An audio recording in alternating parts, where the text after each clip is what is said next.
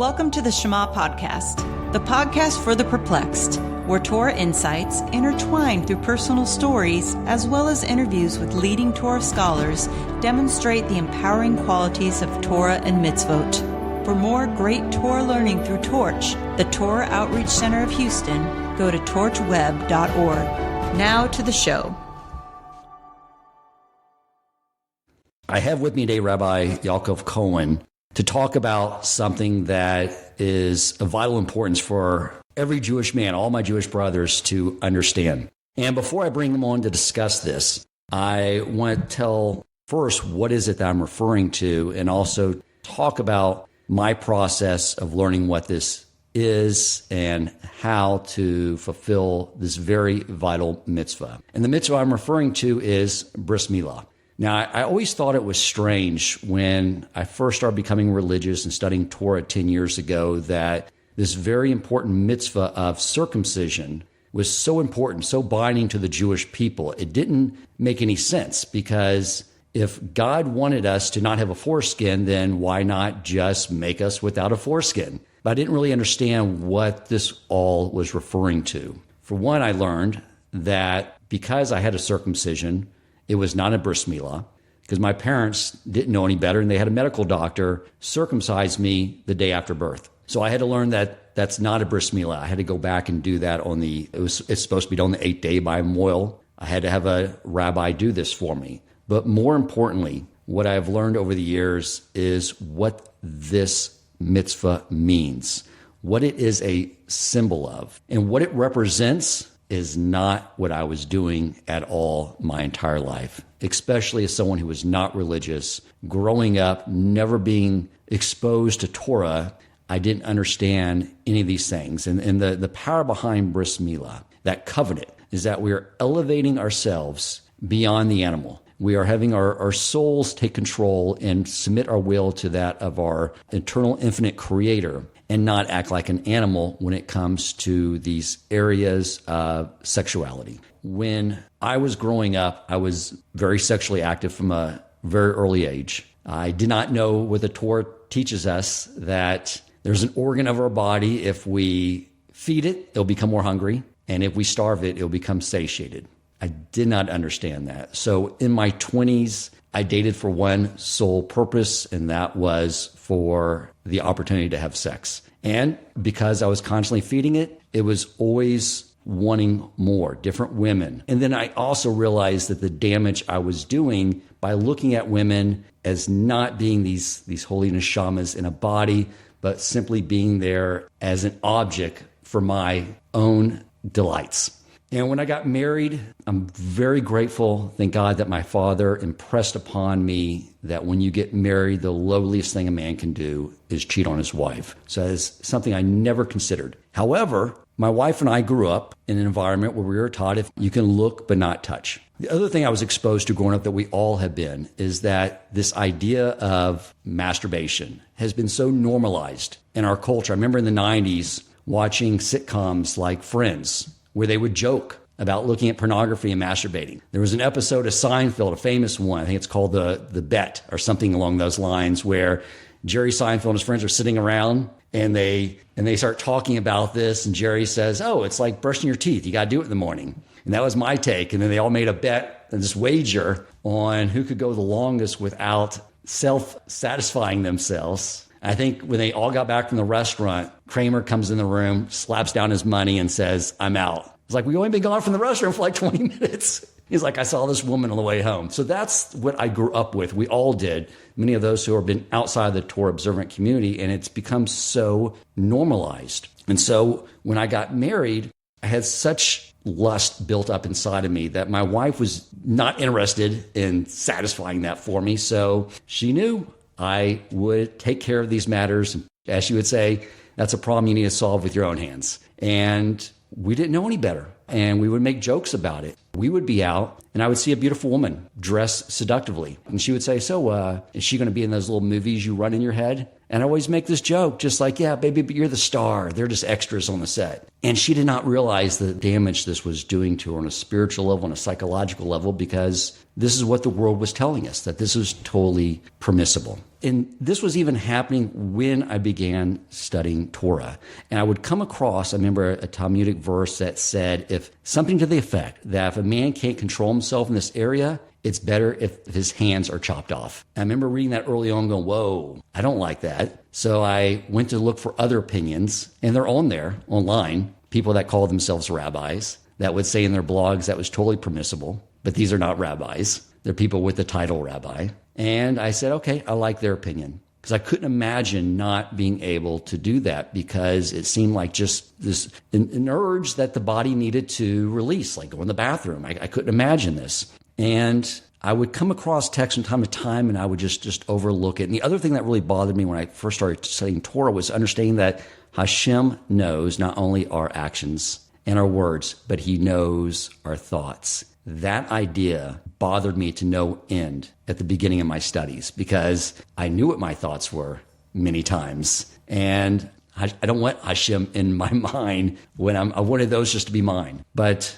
over time, as I began to study, and I started reading a book called The Garden of Purity by Rabbi Arush. And I got on a plane one day to return home, and I was reading this book. And now I was finally understanding what this meant and what I've been doing. Because the book, he sort of is very repetitive in a lot of the concepts by design, because it's sometimes we just need to hear it over and over again because our Yetzer Hara is just trying to get us to say, no, it's okay. Remember that one rabbi you read online, his blog, it's okay. But then I really started to understand the gravity of it. And I'm not an emotional guy. The first time my wife ever heard me cry was after our daughter was born. I went around after she gave birth, the nurses were preparing her, and she put her little hand around my finger, and I didn't even know what was happening to me. I just burst out in tears. My wife would always call me Spock from the character Star Trek, from the original series, because she said, you don't have any emotion. You just respond to everything analytically and without any emotional context. And so when I burst out in tears, she yelled out, what's wrong with my husband? What's wrong?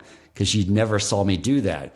But those were tears of joy. When I was on the plane that day and the plane was taking off and I understood the gravity of what I've been doing, I burst out into tears as well. But those were tears of shame. And I remember I had to get my composure very quickly because I was sitting on a plane next to another man. And I looked out the window to distract myself and got my composure. And then I pulled out my laptop and decided to get to work and get my mind off of it. And then I remember thinking to myself, what happens when you die? Because that shame I felt burned so bad to know that what I've been doing is so distant from God and what he brought me into this world to do. And I was just thinking, when I die, I can no longer distract myself. I'm no longer in a body with all its sensory perception tied to the world around me. I'm just going to be left there with that total shame. And it burns. In my theory, to me, it seemed like that is what fuels the fires of Gehenna. It's just the shame of being in the presence of the Almighty.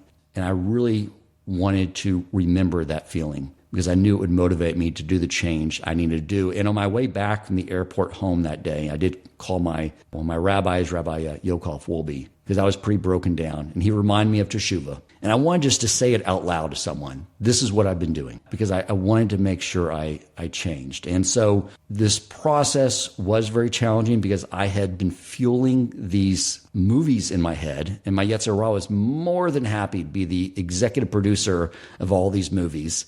And I had to get all those thoughts out of my head. And it started with going to a mikvah. Every morning I'd wake up early and read Rabbi Nachman's Tikkun, which Rabbi Cohen can discuss more of that, which have cleansing effects to our soul. And it was just a lot of praying. Every morning when I would get up to study Torah, after I would say those 10 Psalms, I would get up to study Torah, and that's when a man's testosterone is at its height. And when you've been feeding that every morning, that's when I would get hit with that urge. And I would just sit there and just practice what Rabbi Arush said. I just prayed, heartfelt tears. Hashem, please channel this energy towards passion for you in my Torah studies.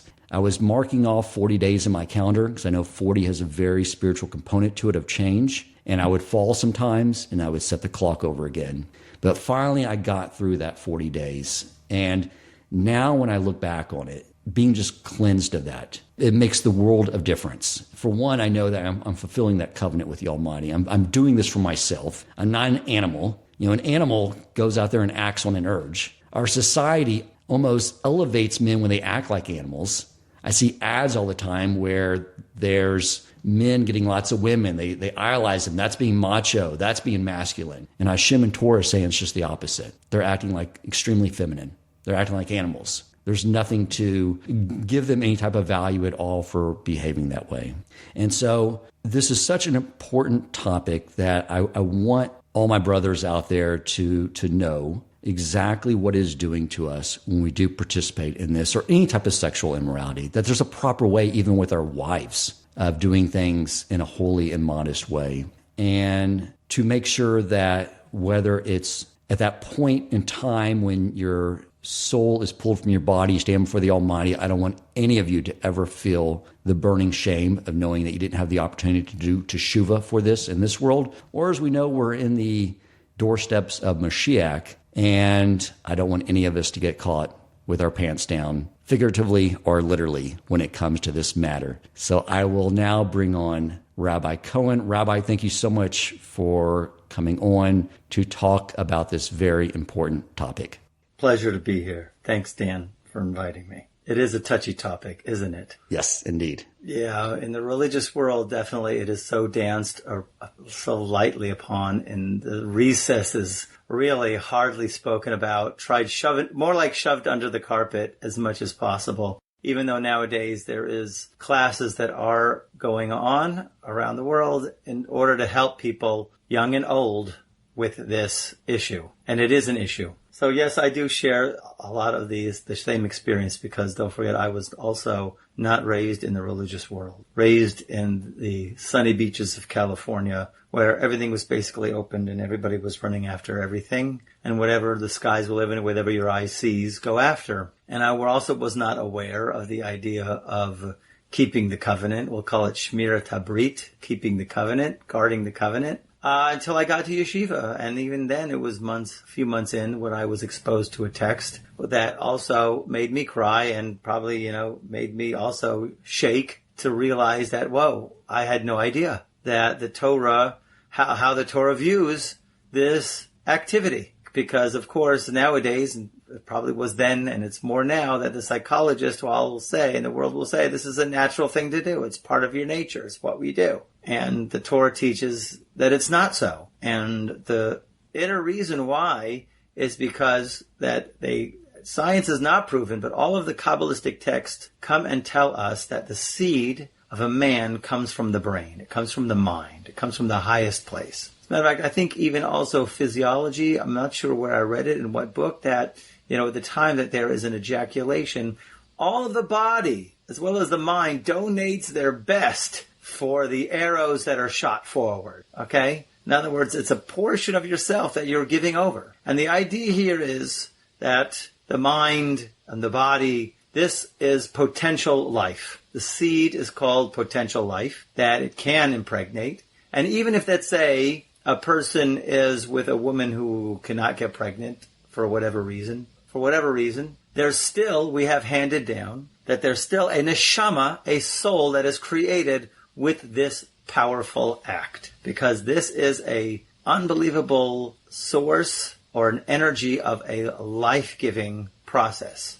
It is in a certain way an ultimate giving, a man's ultimate giving of the self. He's giving his seed over to create the future, to create a person. So in doing that, if it's wasted and put not in the proper place, so then that's called wasted potential. So therefore, we have in Torah tradition something called tuma. The Hebrew word for tuma is literally translated as defilement, but it really is not the proper definition for tuma. Tuma really means this, a lack of life energy. So there's different levels of this lack of life energy. The most strongest lack of life energy is a corpse. Why?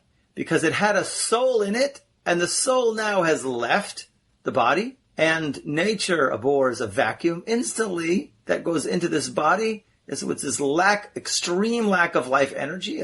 We'll call it a darkness or a tumah, and that makes it the highest level of tumah, okay, that we have, a corpse. And then there's lower levels of tumah. When somebody touches a dead lizard, that is also a lack of life energy. that this person has come in contact with. There's the woman in her cycle. The woman in her menstrual cycle, it's not that she's tuma, it's not that she is defiled, but really there was a potential life that is now running out, that is gone. That's the egg that is running through her body. It's not her per se, it's a lack of life energy. And the same thing goes by the seed of a man. Even though that there's probably, I don't know how many sperm cells come out that a person ejaculates, but it is still called a potential life. And so, therefore, there's going to be a lack of life energy if it goes definitely to the wrong place. I don't want to get into scary stories or scary stuff. But, interestingly enough, that Adam had a first wife. Adam had a first wife.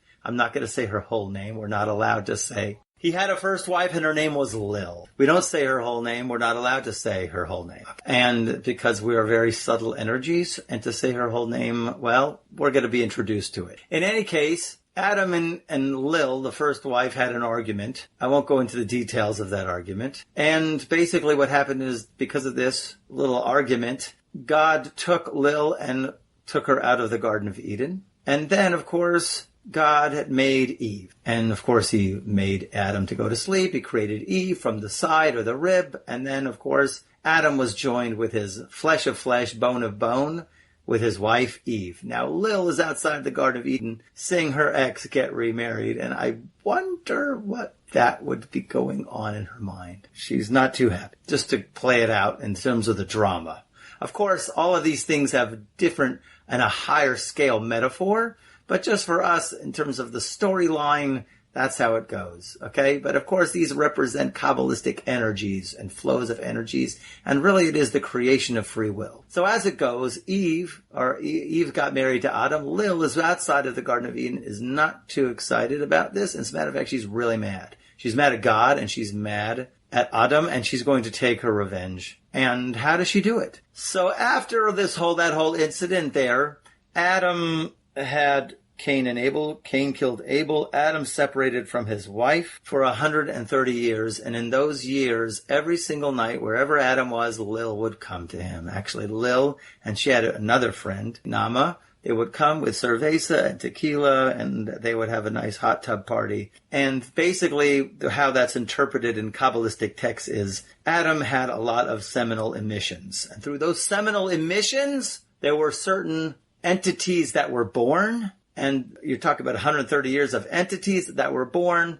And the point of what I'm saying is that when the seed doesn't go into the right place, it doesn't mean, okay, it's dead, move on. There is some effect of that action. Like there's an effect of every single one of our actions. It happens to be in the spiritual realm, there's a huge effect to this action. It does give birth to something. And when a man is with his wife in holiness, and whether it's for the sake of having an actual child or not, then there's still a spiritual entity that is produced. And just to end it off here, to let you go to the next point, which is, it says when Abraham and Sarah left Haran, it says they brought the souls, all the souls that they made in Haran. And some of the commentaries bring down, what does it mean, the souls that they made in Haran? That means that every time that they were together, even though they weren't having any physical children, they gave birth in the spiritual realm to many, many, many, many, many, many, many children in the spiritual realm. And only later we find, actually, this is why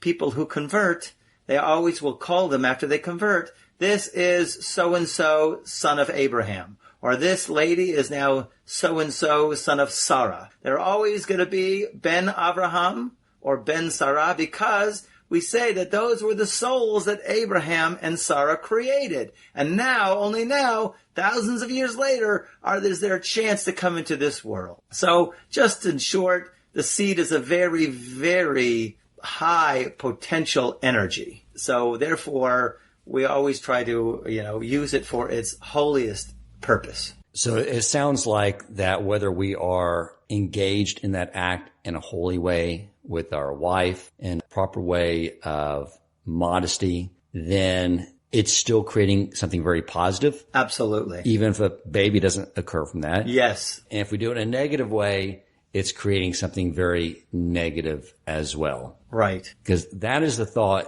that I learned about, the idea that I learned about early on that really freaked me out. When I had to come and talk to Shauna and tell her how this was wrong, how I'm going to be going through this process, the damage I've been doing to her, talking about that apparently that Lil conceives with this spilt seed. And I told her, apparently I have, hundreds and hundreds of demon children, whatever they are, who never once got me a Father's Day card. But I have, thank God, a process for ridding them through Rabbi Nachman's Tikkun, through these processes. But, I did bring you on. I did want you to share what is happening in the spiritual realm. And yeah, it's a little scary, but I think that truth, understanding that, brings some gravity to anyone who's struggling with this to say, I need to change. And then we can talk about the path forward on how to go about breaking ourselves of this behavior. I know where I came from. I was in an all-out war. Okay, because I got to yeshiva when I was 19, and in yeshiva, it's an all-men's school, and and there's no dating until you're ready only to get married. And even though, let's say, my body wanted to get married right away because my hormones were raging, I still wasn't on the right mental attitude and level of maturity to get married, obviously, because Hashem kept me there for 10 years. And so you have a lot to fight with and grasp with, but there are a lot of what we call eitzes, advice. There's a lot of advice, baby steps to try to get one. And never, the biggest rule always was never despair. The biggest rule always, and Rabbi Nachman always teaches this, is you have to always be happy. You never can let yourself get down. In other words, even if you fall, you got to bounce right back. And you got to fight with all you've got. And believe me, a lot of falling, I tell you, it got to a point where I slept in the Beit Midrash, in the study house, for years on a hardwood bench with the lights on, blaring at me, just so I would be able to have control over this. That was kind of extreme. I don't advise it, but I'm telling you, there's always a path. But rule number one is, if you fall, you bounce back up. Never allow yourself get depressed. The evil inclination, that's the first thing, the greatest thing he wants you to do is to be despair and get depressed. So you have to always be resilient. Yeah, the Yetzer Hara sort of like me in my 20s. Like I was the guy that would, when I was out drinking with my friends, that would urge them on to do something really stupid for my entertainment. And then the next morning when I was bailing them out of jail, I'd be like, why'd you do that? That was stupid. And you're like, you're the one that told me to take that shot and go do that. I was that guy. That's it. Basically the Yetzer Hara is a jerk like that. It's like, yeah, do it. And then after you do it, it's like, man, you're really a pitiful individual for doing that. And you're like, you're the one that talked me into doing that. But that is the MO. And that is something I think you're right. It's very important to remember is staying joyful and moving forward. I'm curious to know too, what your thoughts on why this is not something that you see a lot of rabbis in outreach talking about. My theory is that is because maybe fulfilling those other mitzvot, beginning Torah study, are easier, or maybe those build up the strength to then take on that challenge and fulfill the covenant. That's a great idea. That's exactly actually what the Gemara does say. That if the maneuver, if the disgusting one happens to breach you, bring him to the house of study, which is the maneuver is the evil inclination. If he happens to hit you, so you got to turn yourself to Torah because Torah is the remedy against the evil inclination. So I would assume that yes, the rabbis most rabbis don't go head on to this because you're right. First of all, it's too big a mountain. You're talking about you're going against the entire world. People hear this idea of it being, guarding the covenant.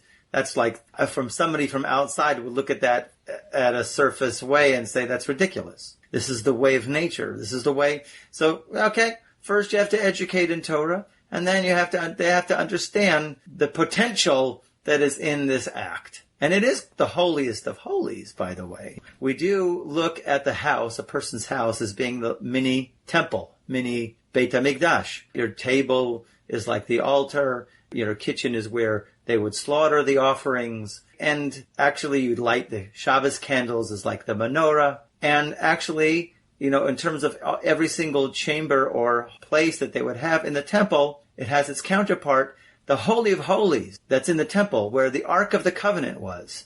That's the tablets that Moses brought down, is the bedroom, which I'm sure you've heard that before. I have not. Oh, yes. That's the Holy of Holies. So it actually deserves, in terms of what a person thinks and all of the laws and all of the customs that go into it. But for the meantime, a person has to know this is a very holy act. And so once a person knows the potential, the high potential of it, right, so once you understand the spiritual potential of this, so then you'll be more sensitized and be aware of it. But then, of course, there's the many other positive aspects to guarding the covenant, such as your prayers are answered, your fulfillment, you feel you've risen above. It's just this what makes a man a man. And, people think not so. So you're right. It's going totally against the grain of the world, but this is what the Torah says, and we have to accept that this is a huge force of holiness for everybody, and therefore we have to do whatever we can to stay in holiness, because that really is our power.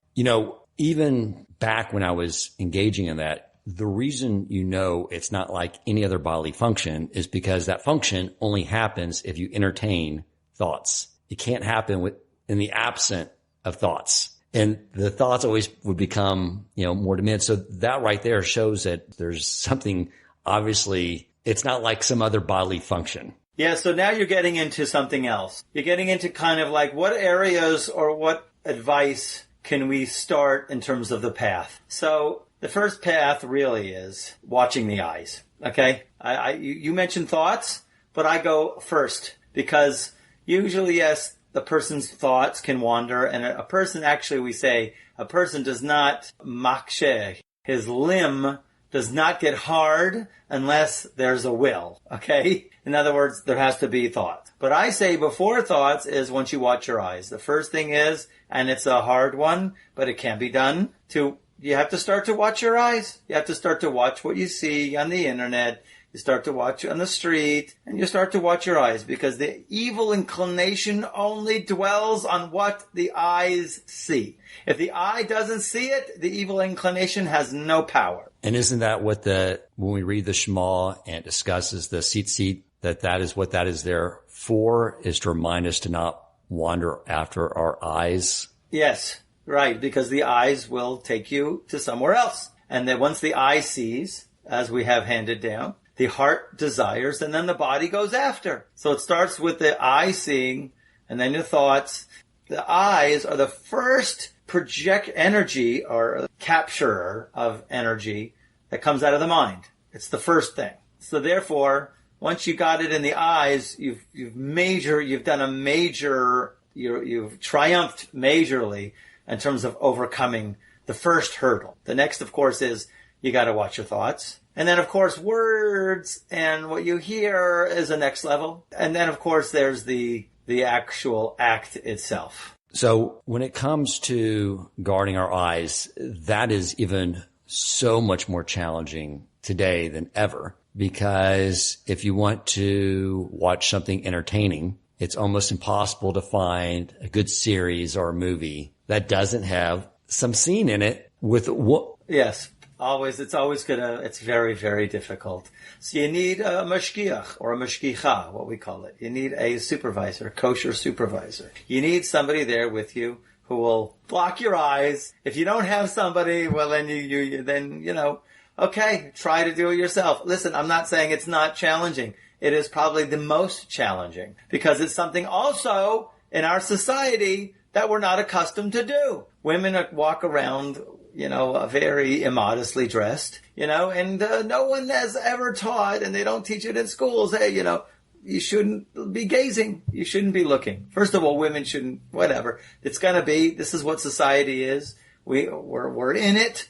And so therefore it's the man's responsibility to guard himself, to guard his covenant, to try to do the best he can to watch his eyes. So one of the first things I did was I quit the gym where I worked out at, and I built a gym here because the culture at the gyms the purpose of clothing is to cover the parts of your body that you're not real proud of. And so the more the women would get into shape, the less clothing they needed. And it was just impossible. And So I stopped going there. But I even have... You've got a bigger problem. Yeah, I agree. I also stopped the gym. I stopped the gym because I would go on the treadmill and there was this like 20, 30 screens of all kinds of stuff flashing in my eyes. And I had to keep my eyes down. It wasn't working out, the music, whatever. I built my gym at home also. So let's talk about, you mentioned the benefits. There are rewards in this world as well. Like I believe I read from Rabbi Nachman that the curse in Genesis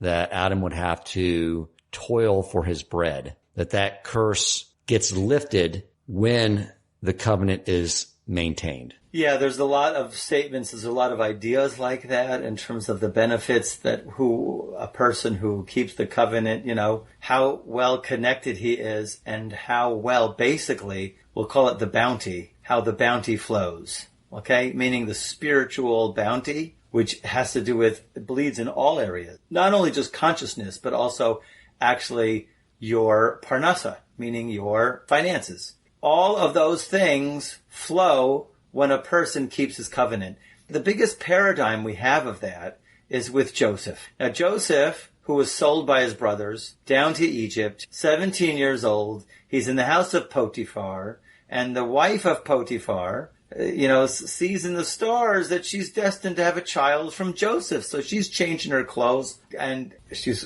beautiful, changing her clothes, prancing in front of Joseph, going, come on, let's do this. And here's Joseph, 17 years old, hormones raging, and he says, I can't.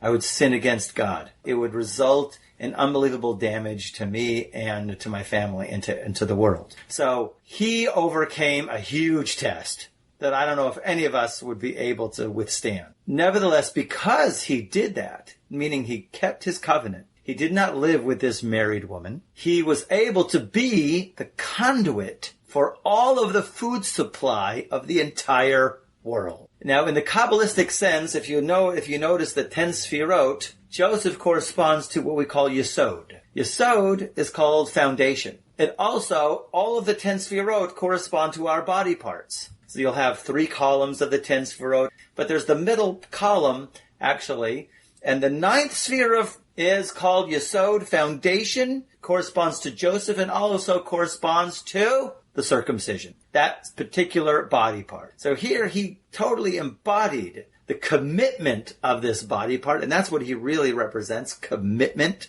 the energy of I am committed, and therefore, because of that, if you know how the spherotic realms and the realms from heaven and the cosmic realm, how all of the shefa, all of the abundance, all of the blessing flows down, it always throws through Yesod down to Malchut, the 10th Sphira, right, which is the feminine Sphira. So therefore he became the conduit of all of the energy of the entire world because of his level of commitment. So, in other words, the idea here is level of commitment will enable a person not only has a connection to God, not only he'll have unbelievable insights, not only will his prayers be answered, but also his finances will be in order. Beautiful. How does kosher play into this? Because I got rid of shellfish and pork very early, but I was still eating non-kosher meat and poultry. And to me, after I went through this process, I realized what can make this easier, it seems, would be to eliminate the non-kosher meat, the non-kosher steaks, because it has blood in it. And I just sort of reason that when you're eating a steak and it hasn't been killed in a kosher way and it hasn't been bled, that you're basically consuming the animal's nephesh soul. And that would make this challenge of removing those thoughts and fixing myself in this area more challenging unless I got that pure kosher diet. Would you say that the kosher diet definitely plays a role in fortifying ourselves in this area? First of all, your explanation I've never heard. It's quite interesting. I like it, that it has to do directly with that. But in a more general way with what our sages handed down, which is could be in alignment with what you saying. In general, someone who consumes non-kosher food, the Hebrew phrase for it, the effect is it's metamtem the lave. What does it mean, metamtem? It means it blocks the heart. Now, we're talking about a physical heart here. So what I have seen that people who have tried to get through to people who eat non-kosher is that they have a blockage. In other words, you'll throw a piece of truth at them, and it kind of like bounces off of them, or they get kind of stoic and it doesn't penetrate because of blockage. A person who eats non-kosher food results in blockage. You can't, even if the truth hits you in the head, you might not grasp it. That's why a person has to take the challenge, the kosher thought challenge, and go on a kosher diet for 30 days and see how they're thinking. How their thinking is, okay? Because but in a certain sense of how you're saying it along those lines, okay, if you can't see the truth, that means it's not going to penetrate. So that means you're going to remain in the old patterns of behavior, which is the way of the world, which is look wherever you want, do whatever you want, chase whatever you want. So that's how kosher food, I would think, would be a help for it, but not the ultimate rectification. Did I reason that correctly? Because I always understood that the levels of the soul, that the nefesh is what resides in the blood, and that is what we share with animal kingdom. That is true. Yeah, that's true. Bottom line, we don't have the reasons for kosher. As much as we can try to grasp, and things might seem to line up, but we really don't know the underlying reasons why God prescribed these as kosher and these as not kosher. But we do have the effect of that if a person did eat kosher, there is going to be an effect. Even though, let's say, you can have all of the good intentions in the world, you cannot expect to drink a cup of gasoline and, well, I didn't mean to, and it not to have an effect. It's going to have an effect. So in this way, if you look at the nefesh is in the blood, that is true for anything. The life force is in the blood. And it's true, we do say you are what you eat. And it does have an effect on the Jewish people in general. You could look at it as we only eat sheep, goats, and cows. We don't eat predators, no predatorial birds. So we have that kind of nature about us that we're not very predatorial. So that part of the nefesh, we could say, doesn't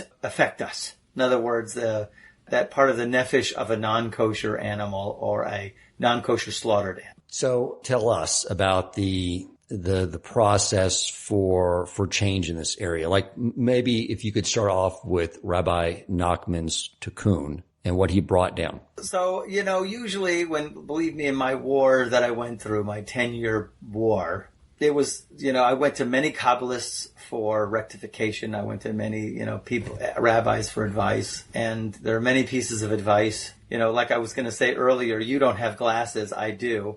Like when I go to the airport, I could take off my glasses and, all the people who you in the gym, now it doesn't matter. The clothes come off in the gym. No, they wear the yoga pants. The world is just one big yoga pants. Okay. It's like Planet Yoga pants, okay? So, even in the airports, I remember hearing a comedian going, doesn't anybody get dressed to go to the airport anymore? They just roll out of bed and so, I take off my glasses, but because those that has to do with the eyes. But, specifically, let's say if, those kind of things, you don't have glasses to take off and guarding your eyes is, of course, a big challenge. But let's talk about the thoughts. The biggest thing that Rabbi Nachman says, first of all, that he does talk about all of the desires of the world, and the head of the taivas, the head of those desires is the desire for adultery, niyuf, or whatever you'll call it. Promiscuity. So if a person, the best way to do that, actually, he says, quite simple, is to say the Shema. In other words, if you're hit with a thought and you can't get to a study house, whatever it is, wherever you're at, you say the Shema. Shema Yisrael, Hashem Elokeinu Hashem Echad. Hear, O Israel, the Lord is our God, the Lord is one. And you say the second phrase, Baruch Shem Kavod Malchuto Le'olam Va'ed. Blessed be His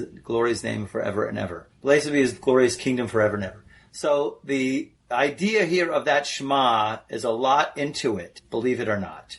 That simply, what you're doing, when you go back into it, there's a lot into it, but it really, of course, is our basic mission statement. It gets us back into the mission that we're all here for. The one God, the one universal force. But more specifically, Rabbi Nachman goes into in Torah Lamed Vav, in Likutei Maharan. So when you say, that's exactly why, actually, when you say the Shema, you have to cover your eyes. Once again, there's an eye thing there, because you have to mamish go as if you are blind. And then what it is the first sentence of the Shema is 6 words. Hear, O Israel, the Lord is our God, the Lord is one. And the second phrase is also 6 words. 6 plus 6 is 12. 12 is the 12 tribes of Israel. Let me tell you a story about the beginning of Shema. There's 2 times that actually it brings down in our Midrash when the Shema was said. You don't really see the Shema, which is a verse in the Torah, till Deuteronomy, but in Genesis, there we have handed down, there were 2 times that the Shema was said. And one of those times was when Yaakov Avinu, Jacob our father, on his deathbed, all of the tribes were around him. He was about to tell over when the Messiah would come, when it would be the end of days. And all of a sudden, the prophecy left him. Lights out. And he was asking, why all of a sudden, when I had it, did God remove it from me? That I'm not supposed to reveal it? Maybe, he thought, one of you is not with the program. Maybe one of you is not totally committed to the mission, to the company. I have a traitor among you, perhaps. That's what Jacob said. And all of the sons, while they were around his father's deathbed, looked at each other right in the eye and said, all in unison together, Shema Yisrael Hashem Elokeinu Hashem Echad. Hear, O Israel, the Lord is our God. Meaning, we are all totally on the mission. And then he responded with, blessed be his glorious kingdom forever and ever. And the idea here is, each one of those 6, and 6 is 12, is the 12 tribes, basically. So when a person says Shema, he has to have in mind that he is taking his soul back up into the 12 tribes. Those 6 words. By the way, also, if you'll count the letters, there's 49 letters. If you count all of the letters of the 12 tribes, also 49 letters. So it's all lined up. So basically what it is also actually he brings exactly what really happens, because the language is quite sweet. So he says here, so a person has to block his eyes. Ki tikun zeh shel hirhu reznus shebala adam, because this rectification of thoughts of promiscuity, it comes to a man, that's the tikkun is, that he should say the Shema and Baruch Shem, because this desire for promiscuity comes from actually me'achiras damim, from actually the thickness of the blood. Once again, you're talking about the blood. It comes from the dirt, the schmutz that's in the blood. That's really, he says, more specifically in the Tikkun Zohar also brings this down, the Zohar in general. Mitachol, it comes from the spleen. Who is Lil? Lil resides in the spleen. Remember he talked about Lil in the Garden of Eden, Adam's first wife. Shu Shif Chabisha. She also has another name. She's called Shif Chabisha, the evil maidservant. Ima de Erev Rav. She's also called the mother of the mixed multitude, the mother of the Erev Rav. She Malchus HaRasha. She is the evil kingdom. So when a person says that, so what happens is he elevates and he takes all of the life force from her. And when he focuses on his ultimate mission, that I am here to be an expression of the one God in a holy mission. My mission is very holy. So that what happens is they take basically the force of Lil away from her. It's almost like taking the piece of meat out of the dog's mouth. You know, you're ripping it out of the dog so the dog doesn't have food anymore. You're taking the batteries from the matrix, and then the matrix naturally dies. Okay, that's probably the best metaphor. That's really actually how the dark side loses in the end. The dark side dies in the end. There's no more life force in it, and therefore it's gone. So when you say Shema, you're like sucking the life force out of the dark side, going into the light side, and boom. That is the biggest piece of advice that Rabbi Nachman says all the time. Yes, it works with anything, works with any thought at all, but specifically this thought. But he says, he goes on later, he says, this is only if you get it once in a while. If you get it too much, then you got to say the Shema with tears, which is a whole nother topic, to say the Shema with tears. But I will add this one thing. To say the Shema with tears, basically the commentary says that if you're in a state of sadness and you're crying for whatever reason, say the Shema then. And that what happens is they discovered actually in science something quite interesting, that tears of sadness, they looked at the tears and there's actually poison in the tears. So as soon as I heard that from somebody who said that there's poison in those tears, I said, that's Rabbi Nachman. Meaning the spleen, you suck the poison right out of the spleen and then it's gone. In other words, you took the juice right out of Lil. And therefore you've ended the force or the grip of the evil inclination. just to go back just a little bit more, you did mention Rabbi Nachman's tikkun. Tikkun HaKlali is very important. To say those 10 Tehillim, always very important. I was told that's only for a nocturnal emission, an accidental kind of thing. But you know something? To say Psalms all the time is always good. And if you don't have a lot of time to say all of the Psalms, if you got only a time to say 10, so would be definitely a huge benefit, because he does say at the end, let's say it happened.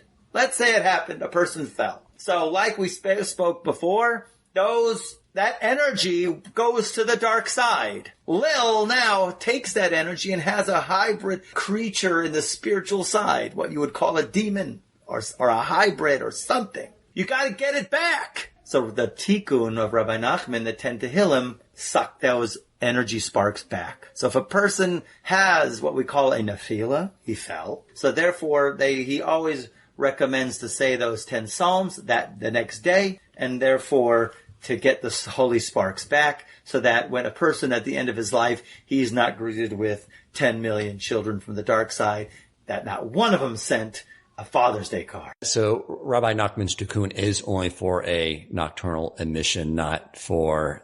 So it has been taught to me, but you know something? I would say this generation, we've fallen so low that you can't, everybody is caught up in habits. And of course, a person has to make as much as a fight that he can. He must, but these things happen. A person does fall, still say it. In other words, even if it's not a nocturnal emission, I would recommend a person to say it nevertheless. The Breslov say it every day. Every day after the morning service, every day everybody says it. It was my understanding that there's a psalm for each of the 10 Sephirot, and it's sort of like this, any negative stuff you have on you at a spiritual level, it sort of is a cleansing process. Absolutely right. So like I said, it takes the sparks. There are holy sparks in the seed. So you need to take, and they're caught in the dark side. Each one of the Tehillim takes it out from the 10 Sefirot of dark. What other words of wisdom would you like to share on this topic to help out anyone that's struggling with it? Okay, so now we do have certain laws. There are bodies of laws in how a person can guard himself in actuality, of course, because the path of tshuva is really always just stop, okay? Just stop. Forget about the thoughts, forget about all those are like safeguards to try, but of course, if a person can stop. Now, there are safeguards in the physical realm which a person has to stop. It's like they recommend never put your hands down below your waist. People go to the bathroom. Okay, when you go to the bathroom, I'm talking about number 1, so a person should not hold his limb. Because you're holding your limb, you're going to stimulate it. So they recommend hold the crown of the limb, or do any other way, don't touch the limb. When you're in the shower and you're washing, try to also not to stimulate. We do try to do things not to stimulate. That's the thing.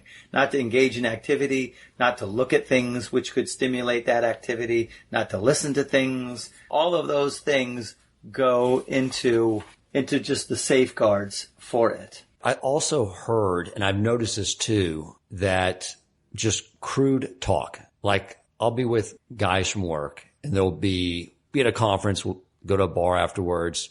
And a lot of times there's just crude conversation, which I know before I go into that situation, it's going to be there. And I heard that just even engaging in that, even just trying to placate the guys and listen to it, where they're trying to be funny, it's crude, that also is something that can have a negative impact in this area. Thoughts, words, and action. It's always that. They all have an effect on us. So your thoughts, your words definitely have an effect, and your actions, what you do with your hands. A lot of times, all of those 3 you have to safeguard, and all of them have an influence. Can you add any words with regard to spousal relationships? Because it's my understanding too, there is certain manners and times and ways to make sure that is a holy endeavor. That is such a monster topic at the end of this podcast. To bring that up now, that is so loaded. I'm telling you, I could give a podcast on this for years. See, seriously. Because like I said, it's called the Holy of Holies. And what a man thinks, you shouldn't be thinking about anybody else. That's one thing for sure. And, and there's a body of laws in terms of relations. That's a whole nother ballgame.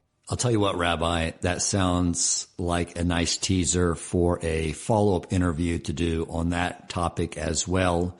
So I do want to thank you once again for taking the time to speak with us today to share your wisdom on this very important subject. If you enjoyed this episode, please consider supporting Torch so they can continue to spread Torah wisdom to the world by making a donation at torchweb.org and clicking donate in the top right corner of the page.